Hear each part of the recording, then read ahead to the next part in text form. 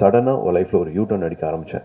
நேருக்கு நேர் ரிலீஸ் ஆனதுக்கப்புறமா தான் வந்து அது இவ்வளோ அன்பு கொடுக்குறாங்களே, ஏன்னா இதுக்கெல்லாம் தகுதியாக, இதுக்கு நான் என்ன பண்ண போகிறேன், என்ன கைமாறு பண்ண போகிறேன் அப்படிங்கிறதுக்கு அப்புறமா தான் வந்து நான் வாழ்க்கையில் வந்து இன்னும் கொஞ்சம் ஒழுங்காக உழைக்கணும், இந்த அன்புக்கு இந்த நான் தகுதி ஆக்கிக்கணும் அப்படின்னு ஆரம்பித்தேன்.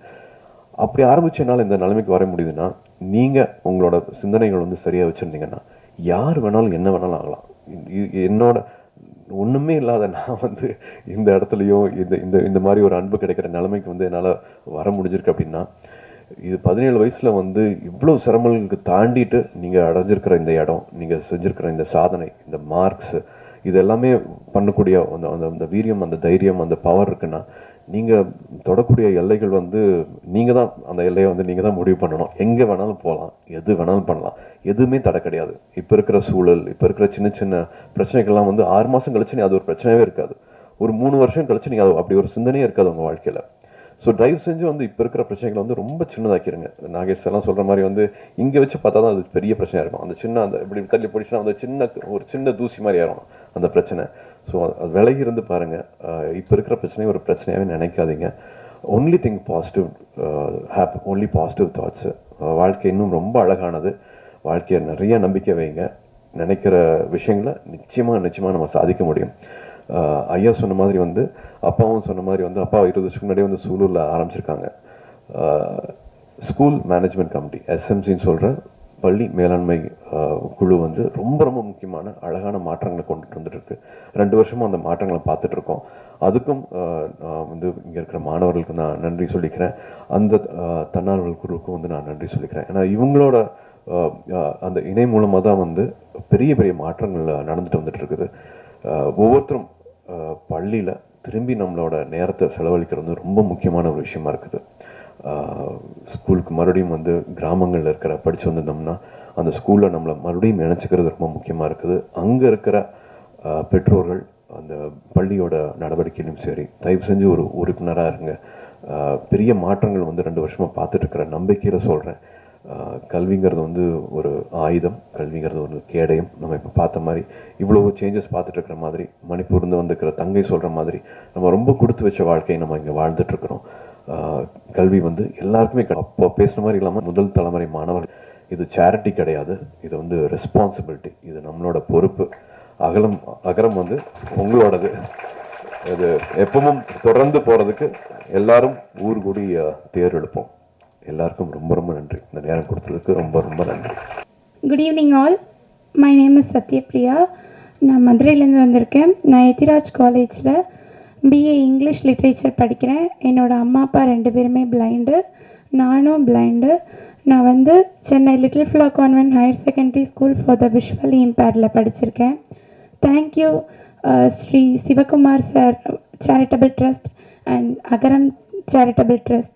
Thank you, sir. Thank you so much for your wonderful support. I'm from Manipur. Tonight, I would like to share something about Manipur. As my state has been under a war since 2023, there is a lot of violence and suffering all that time. I belong to the Kukizo tribes, and we are all suffering a lot. If not for this violence, I would have been studying in a college in Manipur itself. I'm grateful to be studying here, but many students from Manipur have dropped out of their schools and college. They can't afford an education. They can't even lead a normal life. Thousands are in relief camps, not being able to afford even basic food. I'm praying for peace to return to Manipur as soon as possible. I hope this war ends soon, so that the future of many students like me is not lost. Please pray for us. I'm thankful for this opportunity. Thank you so much. என் பேர் Tharini. Sulur girls ஸ்கூலில் படித்தேன். இப்போ வந்து BA LLB Coimbatore லா காலேஜில் படிக்கிறேன்.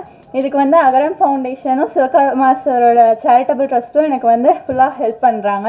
அதுக்கு வந்து ரொம்ப தேங்க்ஸ் சொல்லிக்கிறேன். நான் கண்டிப்பாக 5 இயர்ஸ் கழித்து உங்கள் கூட சேர்ந்து எல்லாருக்கும் இதே மாதிரி சர்வீஸ் பண்ணுவேன். கண்டிப்பாக சொல்கிறேன். தேங்க்யூ எல்லாருக்கும். தேங்க்யூ.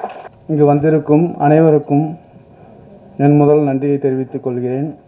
கல்விக்காக உதவி செய்யும் திரு சிவகுமார் ஐயா அவர்களுக்கு என்னுடைய மிக்க நன்றி. தொடர்ந்து 44 ஆண்டுகள்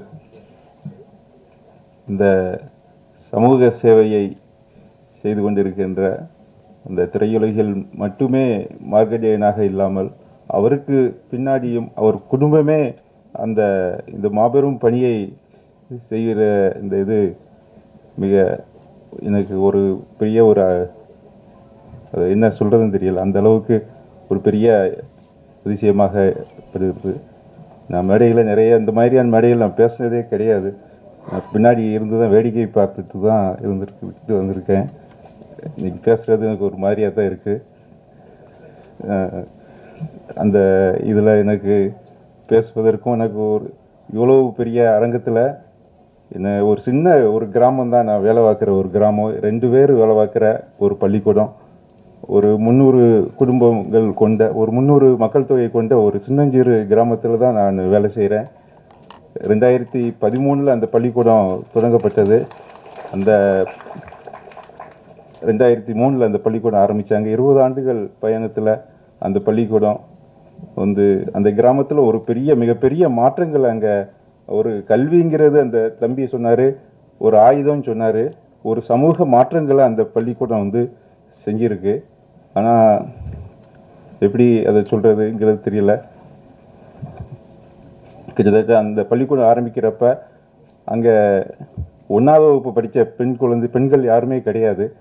இன்றைக்கி 30 வயது பள்ளி வயதை கடந்த குழந்தைகள் அத்தனை பேருமே எழுத படிக்க தெரிஞ்சவங்க அந்த பள்ளிக்கூடத்தில் இது பண்ணவங்க. இங்கே சட்டை போடுறதுக்கு பெண்களுக்கு அங்கே அனுமதி இல்லை. அந்த பள்ளிக்கூடம் தொடர்ந்ததுக்கு அப்புறம் இன்றைக்கி எல்லாருமே சட்டை போடுறாங்க. அந்த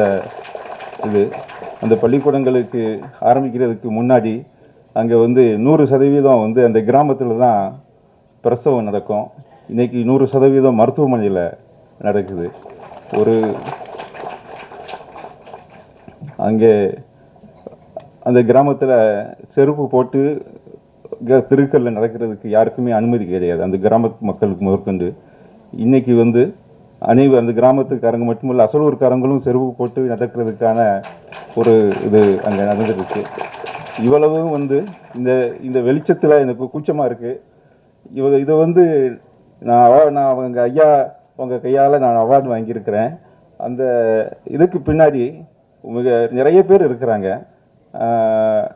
அந்த வெறுங்காலோட 2 வருஷம் இந்த பள்ளிக்கூடம் ஆரம்பிக்கிறதுக்காக சின்னப்பன் அப்படிங்கிற ஒரு கல்வி அதிகாரி ஒருத்தர் 2 வருஷம் அலைஞ்சார் வெறுங்காலோடு அந்த கிராமத்துக்குள்ள. அரசாங்கம் கொடுத்த பணத்தில் பள்ளிக்கூடத்தை கட்ட முடியாமல் தன் மனைவி, அப்போ தான் கல்யாணமான மனைவியினுடைய நகையை அடகு வச்சு கட்டின அந்தோணிங்கிற ஒரு ஆசிரியர் இருக்கிறாரு.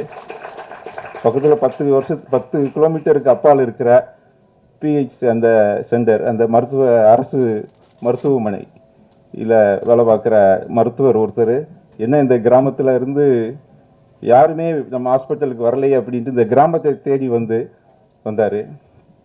இவங்களோடெல்லாம் இந்த பள்ளி பயணம் செய்திருக்கிறது, இதெல்லாம் சாதிச்சிருக்கிறது.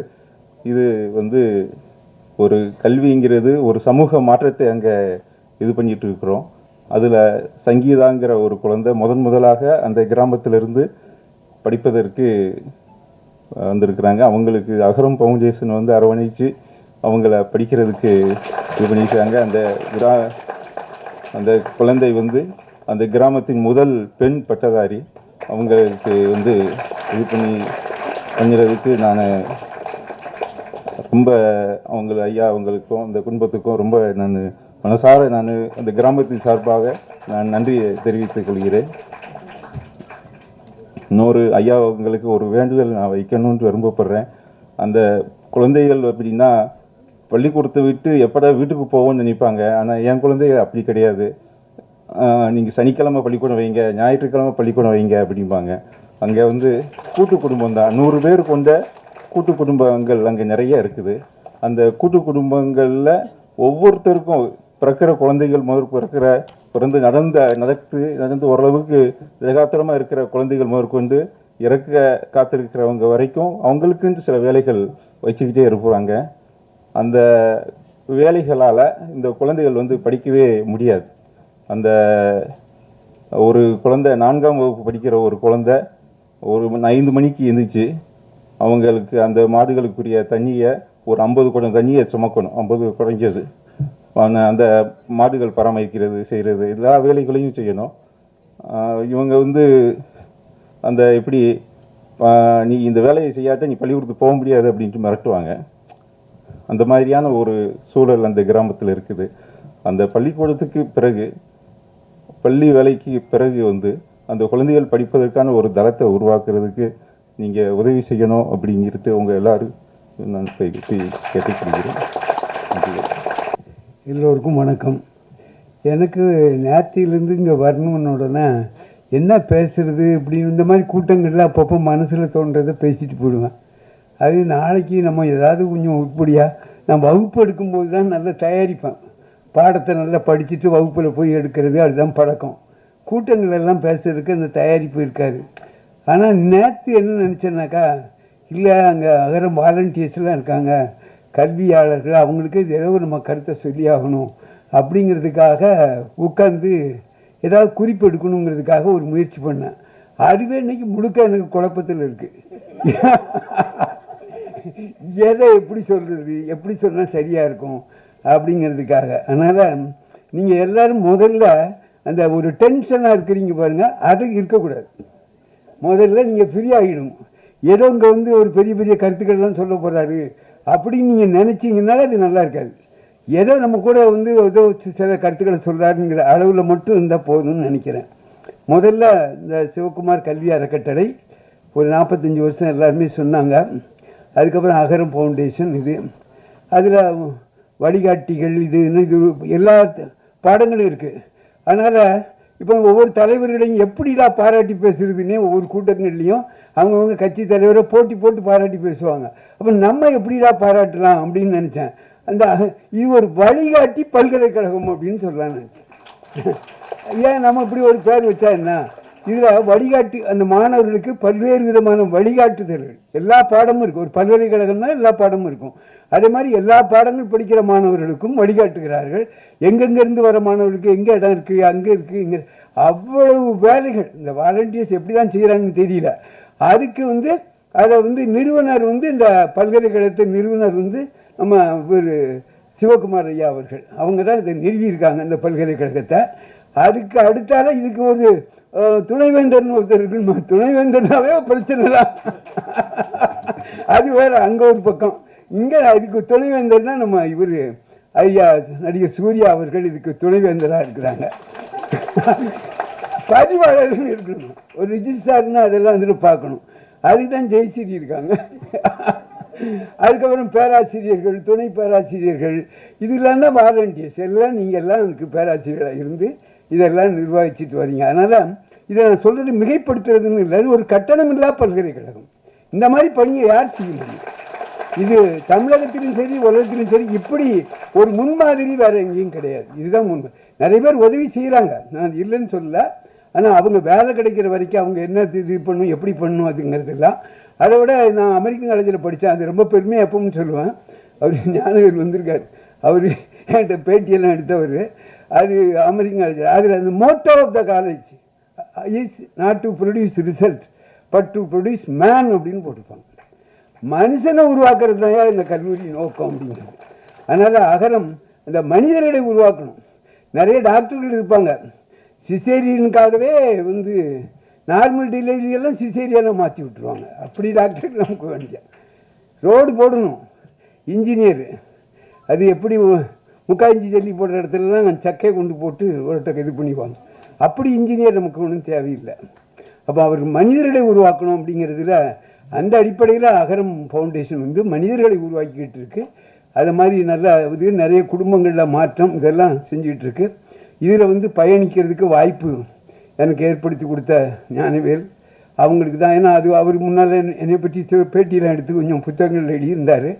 அதை வச்சு எனக்கு அந்த வாய்ப்பு கிடைச்சிது. அதை நான் ரொம்ப பெருமையாக கருதுகிறேன் அகரத்தில். ஏன்னா எங்கேயாவது ஒரு போனாக்கா அகரத்தில் ஒரு மாணவர் பார்த்தாருன்னா உடனே அகரத்தில் வாலண்டியர்ஸ் இல்லைன்னா இந்த அகரம்னு சொன்னாவே நமக்கு ஒரு மரியாதை இருக்குது. இந்த இதில் போய்ட்டோன்னா ஏதாவது பத்திரிகை செய்தி, ஆமாம் உங்களை அகரத்தில் பார்த்தேனே அப்படிங்கிறாங்க. அது எனக்கு வந்து ரொம்ப மரியாதை கொடுக்குற ஒரு விஷயமா இருக்குது. அதுக்கு அடுத்தால எதை சொல்கிறது, இந்த தாய் தமிழ் பள்ளியை பற்றி சொல்லணும். நாங்கள் அங்கே போராட்டம்லாம் பண்ணி அது 1/8/2024 வெள்ளி விழா ஆண்டு வருது. வெள்ளி விழா ஆண்டு அதை நம்ம பெருமையாக சொல்லணும். இந்த பள்ளியை ஆரம்பித்தோம். அந்த பள்ளி ஒரு பள்ளி வளர்ச்சி எப்படி இருக்குன்னா 1/8/2006 ஆகும்போது 21 குழந்தைகள், 2005 101, 2010 143, 2015 195, 2019 213, 2024 265 மாணவர்கள். இன்னொன்று சொல்கிறேன், தமிழகத்தில் ஒரு செய்தி இதோடு சேர்த்து சொன்னேன். நான் புத்தகங்களை படிச்சுக்க மாட்டேன். நம்ம சிவகுமார் சார் மாதிரி அவர் நிறைய புத்தகங்களை வாசிப்பார். இன்னைக்கு கூட புத்தகம் கொடுத்துருக்கேன். நம்ம துறைக்குன்னு என்ன இது பச்சைப்பா அறக்கட்டளையுடைய செயலாளர் எழுதின புத்தகம். ஐயா அவர்கள் கட்டாயம் படிக்கணும். நான் பத்திரிகைகள் படிப்பேன். அந்த பத்திரிகையில் உள்ள செய்தி என்னென்னாக்கா, அண்மையில் இந்த காலை உணவு திட்டம், இந்த திட்டம் தான் வந்திருக்குல்ல, அதில் இந்த புள்ளி விவரங்களை கொடுத்துருந்தாங்க. தமிழகத்தில் சராசரியாக அரசு பள்ளி, அரசு உதவி பெறும் பள்ளிகளில் படிக்கிற மாணவர்களுடைய எண்ணிக்கை அதிலிருந்து கணக்கு போட்டு பார்த்தேன். எவ்வளவுனாக்கா 59 பேர். தமிழகத்தில் 1லேருந்து 5 வரைக்கும் படிக்கிற மாணவருடைய எண்ணிக்கை சராசரி 59. ஆனால் தாய் தமிழ் பள்ளியில் 8 வரைக்கும் இருக்குது. ஆனால் 1 to 5 வரைக்கும் நாம் பார்த்தோம்னா 147 பேர் படிக்கிறாங்க. அது தமிழகத்தினுடைய சராசரியை காட்டிலும் 2 மடங்கு, கிட்டத்தட்ட 3 மடங்கு இருக்குது. அந்த அளவுக்கு அந்த பள்ளி இன்றைக்கி வளர்ச்சி அடைஞ்சிருக்குன்னா அதுக்கு அகரம் முக்கியமான காரணம். ஏன் முக்கியமான காரணம் சொல்கிறேன்னா, அரசாங்கம் இவங்களுக்கு சம்பளம்லாம் ஒன்றும் கொடுக்கல, ஆசிரியர் சம்பளம்லாம் கொடுக்கல. அந்த சம்பளத்துக்கெல்லாம் மாதம் அவங்களுடைய உதவி இருக்குது. கட்டடம், இன்றைக்கி தாய் தமிழ் பள்ளியில் போய் பார்த்தீங்கன்னாக்கா கட்டட வசதி, ஒரு பள்ளிக்கூடத்தை பார்த்தா கட்டடம் கம்பீரமாக இருக்கணும், அதுக்கு இடம் இருக்கணும். சும்மா ஒரு குடிசை மாதிரி இப்படி வச்சுருவோம். பையன் அந்த பள்ளியில் படித்தேன்னு பெருமையாக வெளியே பேசணும். அப்படி அந்த கட்டிடத்தில் அந்த தோற்றம் வருவதற்கு இதுவரைக்கும் 35 லட்சத்துக்கு மேலே கொடுத்து அந்த பள்ளிக்கூடத்துக்கு உள்கட்டமைப்பு பண்ணியிருக்காங்க. அந்த உள்கட்டமைப்பு அது மாதிரி நிறைய பேர் உதவி செஞ்சுருக்காங்க. அதில் அகரம் அதே மாதிரி சக்தி மசாலா, அவங்க இவர் ஞானவேல் சொல்லி தான், எனக்கு அவங்களுக்கு சக்தி மசாலான்னு தெரியாது, அவர் சொல்லி அது மாதிரியா அவர் இப்படி பல பேர் செஞ்ச உதவி. திண்டிவனம் வேதவல்லியம்மாள் அறக்கட்டளை, இந்த ஊர்கூடி தேர் எடுக்கிறது, அதில் அகரம் ஃபவுண்டேஷனுடைய ஒத்துழைப்பு இது எங்களுக்கு ரொம்ப உதவியாக இருக்குது. இந்த நேரத்தில் இந்த தாய் தமிழ் பள்ளி ஏன் நடத்தணும் அப்படின்னாக்கா, இன்றைக்கி அகரத்தில் மாணவர்கள், இந்த பல்கலைக்கழக மாணவர்கள் சிறப்பாக இருக்கிறாங்க மற்றவங்களோட. இவங்க எல்லாருமே தாய்மொழியில் படித்தவங்க, அது எல்லாருக்குமே சொல்லுங்க. நீங்கள்லாம் இதில் படிச்சீங்க, ஹைஸ்கூலில் படிக்கிற வரைக்கும் தமிழ் வழியில் தான் படிச்சிருப்பாங்க. அப்படி அரசு பள்ளி மாணவர்கள் இவர்களுக்கு தான் முன்னுரிமை கொடுத்து நம்ம எடுத்தது. ஏழை எளிய மாணவர்கள், இன்றைக்கி ஏழை எளிய மாணவர்கள் யாரெல்லாம் கட்டணம் கொடுக்க முடியாத அவன் தான் தமிழில் படிக்கிறான். மற்றவங்கெல்லாம் தமிழில் படிப்பதையே கேவலமாக நினைக்கிற ஒரு மனப்போக்கு இருக்குது. இதனால் என்ன பாதிப்புனா, ஒரு சின்ன தகவல் இந்த இதில் கிடைக்கிறேன். அதான் 2001-2 தமிழகத்தில் உள்ள ஒரு அரசு தொடக்கப்பள்ளி இல்லைன்னா உதவி பெறும் பள்ளியில் சராசரியாக நீங்கள் எடுத்துக்கொண்டால் 128 மாணவர்கள் ஒரு பள்ளியில் படிச்சிருக்காங்க. இந்த கல்வி மானிய கோரிக்கை என்ற இருக்குது, கையில் வச்சிருக்கிறேன். ஆனால் இன்று அந்த மாணவருடைய எண்ணிக்கை 59 ஆயிடுச்சு.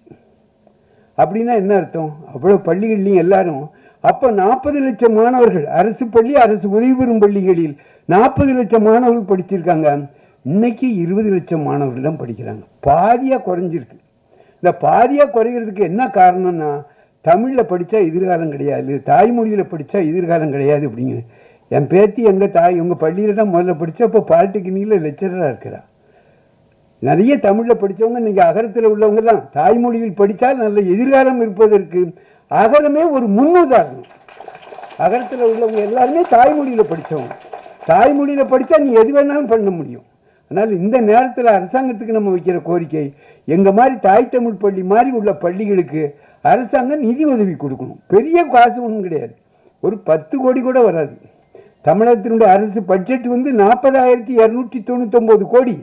அதில் ஒரு 2 விழுக்காடு கூட கிடையாது, 0.25 விழுக்காடு கூட வராது. ஒரு சின்ன காசு தான். அது நினச்சா அரசாங்கம் செய்ய முடியும். அந்த மாதிரி செய்யணும்னு நினச்சிக்கிறோம். அதுக்கு அடுத்தால இப்போ பழங்குடியினருக்கு நாங்கள்லாம் அந்த காலத்தில் போராட்டம் பண்ணும்போது என்ன செய்வோம்னாக்கா, சாதி சான்று கொடு. சாதி சான்று பிரச்சனை வேறு யாருக்கும் கிடையாது, பழங்குடியினருக்கு தான். போலீஸ் வந்து என்ன செய்வாங்கன்னா, அவன் கண்டுபிடிக்க முடியாத திருட்டு வழக்கு. எங்கள் திருநெல்வேலி மாவட்டத்தில், நான் திருநெல்வேலி மாவட்டத்துக்காரன், அங்கே ஒரு பழமொழி உண்டு, கடலம் பெருசா காப்பாம் பெருசாம்பாங்க. திருடுன்னு நினைக்கிறவன் திருடிடுவான், நீ எவ்வளவுனாலும் ஒன்றும் பண்ணிட முடியாது. அது அப்போ கண்டுபிடிக்க முடியாத திருட்டு வழக்கை நம்ம போலீஸ் ஒன்றும் கண்டுபிடிச்சிட முடியுமா என்ன எல்லா வழக்கையும்? அப்போ கண்டுபிடிக்க முடியாத திருட்டு வழக்கை என்ன பண்ணுவாங்கன்னா, இருவலரை பிடிச்சி அவனை இது பண்ணிடுவாங்க. அந்த மாதிரி பாதிப்பு. அதே மாதிரி சாதி சான்று, இப்படி பல பிரச்சனைகள் இருந்தது. நாங்கள் ஊர்வலம் அது இதெல்லாம் போய் இதெல்லாம் பண்ணுவோம். அதெல்லாம் பண்ணி அதிகாரிகள் கண்டுக்குவாங்க, கண்டுக்காமல் இருப்பாங்க, அப்படிலாம் இருந்தது. இந்த ஜெய்பீம் படம் வந்தது பாருங்க, அந்த ஜெய்பீம் படத்தை, அது மட்டும் இல்லை, வெறும் ஜெய்பீம் படமாக மட்டும் இல்லாமல் அதில் அவரே நடித்தார். அவர் நடித்ததுனால அந்த ஒரு ஸ்டார் வேல்யூன்னு அதில் இருக்குது. படத்தை அதே படத்தில் வேறு யாரும் நடித்தார், நம்ம சந்துரு சாருடைய நீதிபதி சந்துரு, அவர் தான் என்னையை பாதுகாத்தவர். இல்லைன்னா அந்த வீரப்பன் பிரச்சனையில் என்னை உள்ளே போட்டு நைய புடைச்சி என்னை காலி பண்ணியிருப்பாங்க போலீஸ். அவர் பாதுகாத்தது அவர் சந்துரு சார் தான், இந்த வழக்கெல்லாம் ஆடி. அந்த இதில் நடித்து அவ்வளவு நடிச்சதை பற்றி சொல்ல வேண்டியதில்லை, அவ்வளோ பிரமாதமாக இருந்தது. ஏன்னா அவர் சந்துரு சாரோடு நான் நெருங்கி பழகினவன், என்னுடைய வழக்கெல்லாம் நான் நடத்தினவர். அதனால் அந்த இதில் நடித்து அந்த படம் போச்சுது பாருங்கள், ஓடிடி தளத்தில் உலகம் முழுக்க அந்த பிரச்சனை தெரிஞ்சு போச்சு. இப்போ நாங்கள் அதிகாரிகளை போய் தேடி போய் மனு கொடுக்கறது போக, உடனே அப்போ ஐயா தான் அந்த படத்தை பார்த்தாங்க. பார்த்தது அவங்க முதலமைச்சர் குடும்பத்தோடு வந்து பார்த்த உடனே கரெக்டாக ஒரு 2 வாரத்தில் உடனே எது போட்டாங்க, ஒரு வாரணை போட்டு அதிகாரிகள்லாம் இருளர் குடியிருப்பை நோக்கி எங்கே இருக்காங்க தேடி வந்தாங்க. தேடி வந்து அவங்களுக்கு வீடு கட்டுறது எந்த இதுனாலும் நரிக்குறவர் இருளர், அதுதான் முன்னுரிமை. அப்படி வர்றதுக்கு காரணம் அந்த ஜெய்பீம் படம் தான். அப்படிங்களா, அதில் வந்து அவங்களே அந்த படத்தை தயாரித்து எடுத்தது வந்து இந்த போலீஸ் பிரச்சனை அது இதெல்லாம் இருக்குது. அந்த பிரச்சனையை அவ்வளோ ஈஸியாக ஒன்றும் பண்ணிட முடியாதுன்னு உங்களுக்கும் தெரியும், எல்லாத்துக்கும் தெரியும். இருந்தாலும் மொத்தத்தில் முன்னாடி மாதிரி பிடிச்சிட்டு போனால் உடனே இப்போ இருளர் போய் ஒரு ஸ்டேஷனில் புகார் கொடுத்தா போலீஸ்காரங்க பயப்பட ஆரம்பிக்கிறாங்க. இது என்ன பிரச்சனை ஆகுமோ, இது என்ன சிக்கல் ஆகுமோ அப்படிங்கிற அளவுக்கு அந்த பிரச்சனையை மாற்றினதுக்கு காரணம் இது ஐயாவுக்கு சொல்லணும். அதோடு அந்த படத்தை தயாரித்தோட 1 கோடி ரூபா எங்கள் பழங்குடியில் உள்ள கல்வி அறக்கட்டளைக்கு ரூபா கொடுத்துருக்காங்க. நாங்கள் அதை வச்சு அந்த நாங்கள் பரிசு அளிக்கிறதெல்லாம் வகுப்பில் முதல் மாணவர் அப்படி இருந்தாலும் பரிசு அப்படி தான் கொடுத்து ஆகணும். பள்ளிக்கூடத்துக்கு முதல் மார்க்கு 2 மார்க்கு. ஆனால் நாங்கள் என்ன செய்வோம்னா, எங்களுக்கு கல்வி இதில் பழங்குடியினரில் எழுத்து ரொம்ப குறைவு. அந்த அடிப்படையில் நாங்கள் என்ன செய்வோம்னாக்கா, 10வது பொதுத் தேர்வு யாரெல்லாம் பாஸ் பண்ணியிருக்கானோ, எவ்வளோ மார்க் எடுத்தாலும் எல்லாத்துக்கும் பரிசு. +2 எவனெல்லாம் பாஸ் பண்ணானோ எல்லாத்துக்கும் பரிசு. பப்ளிக் எக்ஸாம் டிகிரி பாஸ் பண்ண வைக்கலாம். நம்ம இங்கே வந்திருந்தார் கல்வி அறக்கட்டளையுடைய செயலாளர். போன தடவை தீர்மானம் போடும்போது, சார் என்ன சார் நீங்கள், நான் திருநெல்வேலிக்காரன், கொஞ்சம் கஞ்சத்தனம், என்ன சார் நீங்கள் ரொம்ப கஞ்சத்தனம், திருநெல்வேலிக்காரங்க யாரும் இருந்தால் கஞ்சத்தனம். 10வது பாஸ் பண்ணவங்க 2000 கொடுப்போம் சார், +2 முடித்தவங்களுக்கு 3000 சார், டிகிரி முடித்தவங்களுக்கெல்லாம் 5000 கொடுக்கணும் சார். அப்படியெல்லாம் கொடுப்பதற்கு காரணம் வந்து நீங்கள் கொடுத்த அந்த ஒரு இந்த தேர்வு தான். புரியுங்களா? அந்த ரூபா வச்சுருக்கிறோம், பத்திரமா வச்சுருக்கோம், ஆடிட்டு இதெல்லாம் வச்சுருக்கோம். அது நிறைய பேர் டிவிலெல்லாம் அது இதை போட்டு அது இது பொய் பிரச்சாரம் பண்ணி அது விளம்பரங்க. விடுதி கட்ட போகிறோம், பழங்குடி இருளர் மாணவர்களுக்கு என்று 2 விடுதி கட்ட போகிறோம். அடுத்தாலும் அந்த விடுதியை நீங்கள் தான் வந்து தொடங்கி வைக்கணும். அந்த விடுதியை அந்த அளவுக்கு அது விரைவாக கட்டி முடிப்போங்கிறத இந்த நேரத்தில் சொல்லிக்கிறேன். அது ஒன்று அந்த தகவலாம் சொல்லிட்டோம். அதுக்கப்புறம் தமிழக அரசுக்கு சில கோரிக்கைகள் இந்த நேரத்தில் சொன்னால் சரியாக இருக்கும்னு நினைக்கிறேன். ஏன்னா அங்கே இப்போ இல்லம் தேடி கல்வி இதிலெல்லாம் நம்ம அகரம் கல்வி அறக்கட்டளையில் உள்ள நம்ம ஜெயஸ்ரீ போன்றவர்கள், ஷில்பா போன்றவர்கள்லாம் அரசாங்க அதிகாரிகளோடு நெருக்கமாக இருந்து பணி செஞ்சுட்டு இருக்காங்க. அதனால் இங்கே நான் கோரிக்கை வைக்கிறது அரசாங்கத்துக்கு கோரிக்கை வச்ச மாதிரி தான். அந்த அடிப்படையில்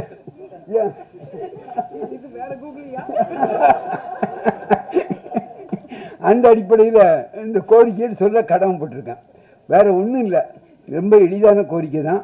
நான் முதல்ல சொன்ன இந்த அரசு பள்ளி, அரசு உதவி பெறும் பள்ளி, இந்த பகுதி உதவி பெறும் பள்ளி 8 வரைக்கும் நல்லா கவனிச்சுங்க. 8வது வகுப்பு வரைக்கும் உதவி இருக்கும், அரசாங்க உதவி இருக்கும். 9, 10க்கு உதவி கிடையாது. அப்புறம் 5வது வரைக்கும் உதவி இருக்கும், 6, 7, 8க்கு உதவி கிடையாது. இது பகுதி அரசு உதவி பெறும் பள்ளிகள்னு பேர். புரியுதுங்களா? இந்த பள்ளி அரசாங்கம் மெட்ரிகுலேஷன் ஸ்கூலில் படிக்கிற கல்வி உரிமை சட்டத்தில் அதுக்கெல்லாம் உருவாக்கிச்சிருங்க. ஒரு ஆசிரியருக்கு அரசாங்கம் ஒரு ஆசிரியருக்கு இல்லை, ஒரு மாணவருக்காக அரசாங்கம் 30,000 இருந்து எவ்வளவு செலவழிக்கிறாங்கன்னாக்கா 60,000 வரைக்கும் ஒரு மாணவருக்கு ஒரு வருஷத்துக்கு ஆசிரியர் சம்பளமாக கொடுக்குது. அது கொடுக்கணும். ஏன்னா ஆசிரியர் தான் ரொம்ப முக்கியம். கட்டடம் இல்லாமல் பள்ளி இயங்க முடியும், நூலகம் இல்லாமல் பள்ளி இயங்க முடியும். ஆனால் வாத்தியார் இல்லாமல் பள்ளிக்கூடம் இயங்க முடியாது. வாத்தியாருங்கிறது ரொம்ப முக்கியம். அப்போ 8வது வரைக்கும் படிக்கிற பையனுக்கு என்ன கிடைக்கும்? வாத்தியாருக்கு அவருக்கு அந்த பையனுக்காக 40,000 50,000 செலவழிக்கிற இந்த அரசாங்கம் அவன் 9வது அதே பள்ளியில் படிப்பான், அவனுக்கு கிடையாது, அவனுக்கு அது உதவி கிடையாது. அவனுக்கு என்னதுன்னா அவன் அந்த நிர்வாகமே அவங்க அங்கே கொஞ்சம் வசூல் பண்ணி ஒரு 6,000 7,000 அப்படி கொடுக்கறது. இவங்களுக்கெல்லாம் 40,000 50,000 சம்பளம் கிடைக்கும். இதை அரசாங்கம் பரிசீலனை பண்ணணும். அதனால் எல்லாம் அந்த மாணவர்கள் தமிழகத்தில் எவ்வளோ இருக்காங்கன்னா 47,661 மாணவர்கள். அவர்களுக்கு இது செலவு செய்கிறதுக்கு ஒரு 70 கோடி 80 கோடி தான் செலவாகும். தமிழக அரசினுடைய கல்வி பட்ஜெட் 40,299 பள்ளி கல்வி பட்ஜெட்டு. அதில் 0.25% தான். 0.25% தான்னா எவ்வளோ குறைஞ்ச அளவு தான். மனசு வச்சா தமிழக முதல்வர் இல்லைன்னா பள்ளி கல்வித்துறை மனசு வச்சு அதை செய்யணும் அப்படிங்கிறத இந்த நேரத்தில் சொல்லிக்கிறேன். 1. 2வது, அரசு பள்ளி மாணவர்களுக்கு என்னென்ன சலுகைகள்லாம் கொடுக்கப்படுகிறதோ அது அரசு உதவி பெறும் பள்ளி மாணவர்களுக்கும் கொடுக்கணும். இப்போ காலை உணவு திட்டம் அரசு பள்ளி மாணவர்களுக்கு கொடுக்குறாங்க.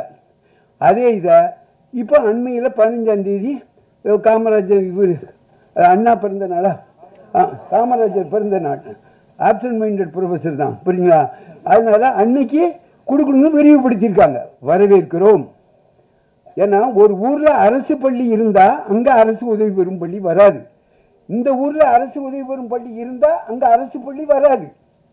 அப்போ அரசு பள்ளியில் படித்தவனுக்கு கிடைக்கும்னா இவன் என்ன பாவம் செஞ்சான்? இவன் இந்த ஊரில் பிறந்து வளர்ந்துருக்கான், அவன் அந்த பள்ளியில் தானே படிப்பான்.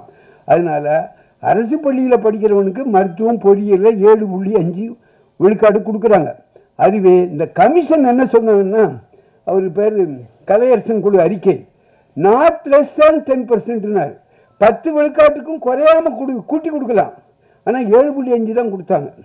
அதை 10 விழுக்காடாக கொடுக்கணும். அதே மாதிரி அரசு உதவி பெறும் பள்ளி மாணவர்களுக்கும் அவருடைய எண்ணிக்கைக்கு தகுந்தபடி அவங்களுக்கு ஒரு 6 விழுக்காடு 7 விழுக்காடு அவங்களுக்கும் கொடுக்கணும் அப்படிங்கிற ஒரு கோரிக்கை இந்த நேரத்தில் சொல்கிறேன். அதுக்கப்புறம் கல்வியை தாய்மொழியில் படிக்கலாம். நானே திருவண்ணாமலைக்கு போயிட்டு இருந்தேன். அங்கே பெரிய பட்டிமன்றம் நடந்தது. என்ன பட்டிமன்றம்? மருத்துவத்தை தமிழில் சொல்லிக் கொடுக்க முடியுமா முடியாதா? கொடுக்கலாமா? யார் நடத்துறது? மருத்துவர்கள், மருத்துவ கல்லூரியில். அதில் எல்லாரும் கடைசியில் நீதிபதி என்ன முடிவு எடுத்தார்னா மருத்துவக் கல்வியை தமிழில் கொடுக்க முடியும் என்று சொன்னார்கள். ஆமாம், கொடுக்க முடியும்னு முடிவு சொன்னாங்க. அங்கே மருத்துவர்கள் தான் எல்லாரும் இருந்தாங்க. நரேந்திரன் டாக்டர்லாம் இருந்தார். இப்போ நம்ம நாடு எந்த அளவுக்கு வளர்ச்சி அடைஞ்சிருக்குன்னு பாருங்கள்.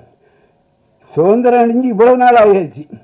இப்போ தான் மத்திய பிரதேசத்தில் இந்திய ஆட்சி முடிங்கிறான். ஏண்டா இந்தியில் மருத்துவம் சொல்லிக் கொடுக்கலாம்ல, நீ இன்னும் கொடுக்கல. மத்திய பிரதேசத்தில் இந்த வருஷம்தான் ஆரம்பிச்சிருக்காங்க, சுதந்திரம் கிடைச்சி இவ்வளவு ஆண்டுகளுக்கு பிறகு. ஆனால் ஏற்கனவே இலங்கையில் அங்கே மருத்துவத்தை தமிழில் சொல்லிக் கொடுக்குற ஒரு முயற்சி இருந்திருக்கு. அதனால் தமிழக முதலமைச்சர், தமிழக இவர் சுகாதார அமைச்சரும் அப்படி ஒரு மருத்துவ கல்வியை சென்னையில் அதுக்குன்னு ஒன்று இது போட்டு விரைவிலே நாங்கள் ஆரம்பிச்சிடணும்னு அறிவிச்சிருக்காரு. ஐயா, நீங்கள் கஷ்டப்பட வேண்டாம், ஒவ்வொரு கல்லூரியிலையும் ஒரு பிரிவு தமிழ் பிரிவு ஆரம்பித்தா போதும். நான் அரசு கலைக்கல்லூரியில் பணிபுரிஞ்சவங்க. அங்கே தமிழ் வழி வரும்போது 78 வரும்போது ஒவ்வொரு இதுலேயும் ஒரு பிரிவு ஆரம்பிப்பாங்க. அதை மாதிரி பிரிஞ்சால் நீங்கள் புதுசாக ஒரு கல்லூரி கட்ட வேண்டாம். இருக்கிற கல்லூரியில் ஒரு தமிழ் பிரிவு நீங்கள் ஆரம்பிச்சிங்கன்னா, இதெல்லாம் நான் சொல்லலை, கல்யாணி தமிழ் பற்றில் சொல்லலை, நான் எந்த கல்வி எல்லா கல்வியும் எல்லா மொழியும் கொடுக்க முடியும். அப்படி அந்த மாதிரி செஞ்சால் தமிழ்நாட்டில் ஆங்கில மோகம் குறையும், தமிழ் வழி கல்வி இதாகும் அப்படின்னு கூறி ரொம்ப நேரத்தை எடுத்துக்கூடாது. அதனால் அப்படி எடுத்துக்கிட்டதுக்கு நான் மன்னிப்பு கேட்டுக்கிறேன். அதனால் இங்கே பழங்குடியினர் பாதுகாப்பு சங்கம் சிவகாமி மற்ற ஆட்கள் அவருக்கு கல்வி இந்த துரைக்கண் அவர்கள் வந்திருக்கிறார்கள். அவங்க எல்லாம் பச்சையப்பன் அவர் மாணவர் பருவத்திலேருந்து எங்கள் கூட இருந்து எங்கள் பள்ளிக்கும் அவர் தான் அது அறக்கட்டளைக்கு தலைவராக இருக்கிறார். இன்னைக்கு பச்சையப்பா அறக்கட்டளை 85,000 கோடி சொத்துள்ள அந்த அறக்கட்டளையும் இன்னைக்கு அவர் செயலாளராக இருந்து பணியாற்றி கொண்டிருக்கிறார். அவர் எழுதின அந்த புத்தகம் தான், அதாவது என்ன, நிற்க அதற்கு தக ஞானவேல் தான் அதுக்கு அந்த பெயரை வச்சார். அந்த புத்தகத்தை பற்றியும் இங்கே பேசி நான் விடைபெற வாய்ப்பு அதை அறிமுகப்படுத்தி சொல்லி விடைபெறுகிறேன். வணக்கம். ஏதாவது தவறு இருந்தால் மன்னிக்கணும். ஒரு ட்ரெண்ட் செட் பண்ணிட்டு போயிட்டாருன்னு நினைக்கிறேன், வழிகாட்டி பல்கலைக்கழகம்னு. அப்போ அகரம் வந்து இப்போ வழிகாட்டி பல்கலைக்கழகமாக இருந்துச்சுன்னா அடுத்த கட்டமாக கல்வி, உயர்கல்வி தாண்டி ஆராய்ச்சி சார்ந்த முன்னெடுப்புகளுக்கு ஒரு தொடக்கமாக இருக்கணும் அப்படின்ற அடிப்படையில் மார்ச் 18, 19 2 தினங்கள் அண்ணா பல்கலைக்கழகத்தோடு இணைந்து ஒரு international conclave for women in STEM அப்படின்னு ஒரு கருத்தரங்கம் மாநாடு நடத்துகிறோம். அது நோக்கம் என்னன்னா, உலகளாவிய அளவிலே பெண்கள் ஒரு விஞ்ஞானிகளாக வருவது, உயர் அறிவியல் ஆராய்ச்சியாளர்களாக வருவதில் 30% தான் இருக்கின்ற அடிப்படையில் இந்தியாவிலும் அதுதான் நிலைமை, தமிழ்நாட்டில் அதான் நிலைமை. அகரம் அறக்கட்டளை படிக்க வைக்கக்கூடிய மாணவ மாணவிகளில் பெரும்பான்மையானோர் அறிவியல் பொறியியல் படிக்கக்கூடியவர்களை பெரும்பான்மையானோர் மாணவிகளாக இருக்கக்கூடிய சூழல்ல அவர்களுக்கு அடுத்த காலகட்டமாக ஒரு ஆராய்ச்சி துறை, தொழில்நுட்பத்துறையில என்னென்ன வகையில வளர்ச்சிகள் இருக்கு அப்படின்ற ஒரு பார்வையை விரிவுபடுத்தணும், அதில் அவருடைய பங்களிப்பை அதிகப்படுத்தணும் அப்படின்ற நோக்கம் தான் அடிப்படையாக இருந்தது international conclave for women in STEM. கிட்டத்தட்ட தமிழ்நாட்டிலிருந்து 650க்கும் மேற்பட்ட பெண் மாணவிகள், ஆராய்ச்சியாளர்கள், பேராசிரியர்கள் கலந்து கொண்டதில் நாங்கள் மாணவிகள் கிட்ட ஒரு சர்வே மாதிரி கணக்கெடுப்பு போல நடத்தணும். அதில் நாங்கள் தெரிஞ்சுக்கிட்டதே ரொம்ப நல்ல வியப்பான செய்திகளாக இருந்தது. அதில் கலந்துகிட்ட 92% மாணவிகள் இளநிலை கல்வி படித்தவர்களாகவும் அதுல முதல் தலைமுறை பட்டதாரிகளாக உயர்கல்விக்கு நுழைந்தவர்கள் மட்டுமே 82% இருந்தது. எங்களுக்கு மகிழ்ச்சியா இருந்தது. அதிலும் அரசு மற்றும் அரசு நிதியுதவி பள்ளிகளில் இருந்து வந்தவர்கள் 92% இருந்தாங்க, 90% இருந்தாங்க. இப்ப இவர்களோட கணக்கெடுப்பு நடத்தியதின் அடிப்படையில் சர்வதேச அளவில் ஏற்கனவே பல நாடுகள் எடுத்த முன்னெடுப்புகள், இந்திய அளவில் இருக்கக்கூடிய நெறிமுறைகள் எல்லாத்தையும் உள்ளடக்கிதான் இந்த பாலிசி ரெக்கமெண்டேஷன் அப்படின்றத கொண்டு வந்திருக்கோம். பாலிசி ரெக்கமெண்டேஷன்ல நான் சுருக்கமா வேகமா சொல்லிடுறேன், உங்க கைக்கு இது வந்து சேரும். அரசு ஆலோசகர்கள் அனைவருக்கும் இது கொண்டு போய் சேர்ப்பதும் முதல் கடமையா இருக்கு. ஊடகவியாளர்களுக்கும் முதல் கட்டமா வந்து சேரும். இந்த பாலிசி ரெக்கமெண்டேஷன் நான் சுருக்கமா சொல்ல விரும்புகிற சில செய்திகள் அப்படின்னு பார்த்தா, ஸ்டெம் அப்படின்றது சயின்ஸ், டெக்னாலஜி, இன்ஜினியரிங், மேத்தமெட்டிக்ஸ், இந்த பேர்ல தான் இந்த கருத்தரங்கம் நடத்தணும் அப்படின்றதுனால இந்த ஸ்டெம் அப்படின்ற இந்த கருத்தாக்கம் இள வயதிலேயே மாணவ மாணவிகளுக்கு கொண்டு சேர்க்கப்படணும், குறிப்பா பெண்களுக்கு கொண்டு சேர்க்கப்படணும். பள்ளிகளிலேயே இது தொடர்பான பார்வைகள், வகுப்புகள் விரிவடையணும். ஜெர்மனியில ஏற்கனவே இது சக்சஸ்ஃபுல்லா இருக்கக்கூடிய ஃபார்முலா தான். ஸ்டெம் இன்டர்ன்ஷிப் அப்படின்றது இருக்கணும் அப்படின்றது ஒரு பரிந்துரையாகவும், குறிப்பாக 7.5% இடஒதுக்கீட்டின் அடிப்படையில் பாராமெடிக்கல் அலைட் சயின்சஸ் கோர்சஸ் அதிலும் கொண்டு வரணும் அப்படின்றது ஒரு பரிந்துரை. அதே போல மாணவ மாணவிகள் பள்ளி கல்வியிலும் சரி கல்லூரிகளிலும் சரி படிக்கும் காலத்திலேயே இன்டெலெக்சுவல் ப்ராப்பர்ட்டி ரைட்ஸ் சம்பந்தமாகவும் இந்த பேட்டர்ன் ரைட்ஸ் சம்பந்தமாகவும் தெரிந்துக்க வேண்டிய அவசியம் இருக்கனால வகுப்புகளில் அல்லது அது தொடர்பாக கோட்பாடுகளை விரிவுபடுத்துவது, மாணவ மாணவிகளுக்கு விளக்கப்படுத்துவதும் அவசியன்றது ஒரு பரிந்துரை. இது ஒரு பக்கம் இருந்துச்சுன்னா, தமிழ்நாடு ரிசர்ச் நெட்வொர்க் அப்படின்றது உருவாக்கப்பட்டு மாணவ மாணவிகளுக்கு ஆலோசனை வழங்கக்கூடிய ஒரு நெட்வொர்க், ஒரு குழுவாக இயங்கக்கூடிய ஒரு வகையில ஒரு கட்டமைப்பு உருவாக்கணும் அப்படின்றது ஒரு பரிந்துரை. இன்னொரு பக்கம் மாணவிகளுக்கு என்று சயின்ஸ்ல, இன்ஜினியரிங், தொழில்நுட்பத்துல வந்து உயர்ந்து வளரணும் அப்படின்னா இந்தியா முழுக்க இருக்கக்கூடிய, தமிழ்நாட்டில் இருக்கக்கூடிய பெண்களில் யார் முன்னிலையில் இருக்காங்க, ஒரு அறிவியலாளர்கள், விஞ்ஞானிகளாக, தொழில் முனைவோர்களாக இருப்பவர்களை மாணவ மாணவிகளுக்கு அறிமுகப்படுத்துவது ரொம்ப அவசியம். இது ஒரு பக்கம் ஒரு பரிந்துரை. நிறைய சர்வதேச நாடுகள் இருக்கக்கூடிய ஒரு சயின்ஸ் காம்படிஷன்ஸ், கான்ஃபரன்சஸ், காம்படிஷன்ஸ், அது போல ஒரு டேலண்ட் ப்ரோக்ராம்ஸ் நடத்துறது கல்லூரிகளிலும் சரி பள்ளிகளிலும் சரி, இது ஒரு பரிந்துரையாகவும். இப்போதைக்கு தமிழ்நாட்டிலிருந்து படித்து பல நாடுகளில் பணியாற்றக்கூடியவர்கள், அவர்கள் இண்டஸ்ட்ரியில் இருக்காங்க, தொழில் முனைவோர்களாக இருக்காங்க, விஞ்ஞானிகளாக இருக்காங்க, பேராசிரியர்களாக இருக்காங்க, அவர்களை ஒருங்கிணைத்து ஒரு இண்டஸ்ட்ரி அகாடமி ஆஃப் ஃபோரம் உருவாக்கி தமிழ்நாட்டோட இணைப்பது ஒரு பரிந்துரையாகவும் இதில் முன்னிலைப்படுத்தியிருக்கோம். அடுத்ததாக முக்கியமா இப்ப SC/ST ரிசர்வேஷன் அப்படின்றதுல பெண்களுக்கான ஒரு முன்னுரிமை இருக்கணும். அதுலயும் ரிசர்ச் கிராண்ட்ஸ்ல முன்னுரிமை பெண்களுக்கு இருக்கணும் அப்படின்றதும், ஒர்க் லைஃப் பேலன்ஸ் சம்பந்தமான பாலிசி ஏனைய நாடுகள்ல பரவலாக ஆக்கப்பட்டதுனால இந்தியாவில் குறைவா இருக்கிறதுனால அது தொடர்பான பார்வை அரசு சார்ந்த கொள்கை வகுப்பாளர்களுக்கு விரிவடையணும் அப்படின்றது ஒரு பரிந்துரையாகும். இந்த பரிந்துரையோடு இணைந்து முக்கியமாக மாணவ மாணவிகள் உயர்கல்விக்கு வரணும், அதே உயர்கல்வியிலிருந்து ஆராய்ச்சித்துறை அறிவியல் துறைக்கு வரணும்னா அவர்களுக்கான பைலிங்குவல் மெட்டீரியல்ஸ், ஆங்கிலம் மற்றும் தமிழ் சார்ந்த பைலிங்குவல் மெட்டீரியல்ஸ் உருவாக்கப்படணும். இது எல்லாமே இதுல நிறைய பரிந்துரைகள் மாணவிகள் எங்களுக்கு வழங்கிய அந்த கணக்கெடுப்புல கொடுத்தது தான். அது பள்ளிக்கல்வியிலும் சரி, கல்லூரிகளிலும் சரி, ஆராய்ச்சி துறையிலும் நிறைய பைலிங்குவல் மெட்டீரியல்ஸ் வரணுன்றதும் பரிந்துரையாக இருக்கு. இதுதான் இந்த கான்க்ளேவ்ல நாங்க கொண்டு வந்த அடுத்த படிநிலையாக நாங்க பார்க்கிற ஒரு முன்னெடுப்பா நான் நினைக்கிறேன். நன்றி, வணக்கம்.